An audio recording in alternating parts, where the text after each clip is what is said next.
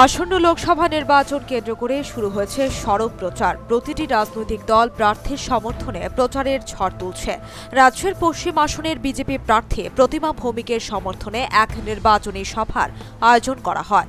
উদয়পুরের মহকুমার মধ্যপাড়ায় অনুষ্ঠিত হয় এই সভায় প্রধান বক্তা হিসেবে উপস্থিত ছিলেন কৃষি, পরিবহন ও পর্যটন দপ্তরের মন্ত্রী রণজিৎ সিংহ রায়। সভায় বক্তব্য রাখতে গিয়ে মন্ত্রী বলেন, পূর্বতন জোট সরকার এবং বাম সরকার যেভাবে কাজ করে গেছেন তার বিপরীতভাবে কাজ করছে বিজেপি সরকার।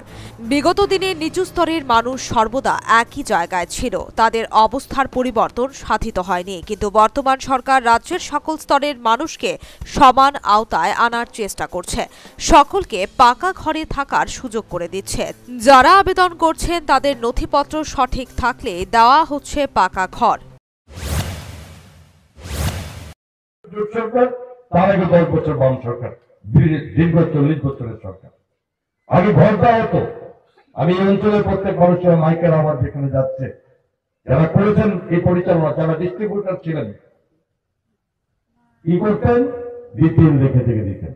বিপিএল তাদের দেওয়া যে সে জায়গায় যাচ্ছিলাম, কিন্তু সর্বশ্রেণীর মানুষ যাদের এই আওতার মধ্যে আছে তাদের প্রত্যেকে এই ঘরে, এই আবাস যোজনা পাকা ঘরে আওতা আনতে হবে। আজকে দাঁড়িয়ে বলছি, বলেনি পুরো পরিষদের চেয়ারপারসন। তিনি বলেন, রাজ্যের মানুষ যথেষ্ট সচেতন। পূর্বতন দিন ও বর্তমান দিনের মধ্যে ফারাক তারা বুঝতে পেরেছে। অতএব তিনি আশাবাদী রাজ্যবাসী রাজ্যের উন্নয়নের স্বার্থে ভোট দেবে। আসন্ন লোকসভা নির্বাচনে রাজ্যের 2টি আসনে বিজেপি প্রার্থীরা বিজয়ী হবে বলে আশা ব্যক্ত করেন মন্ত্রী। Bureau report, news vanguard.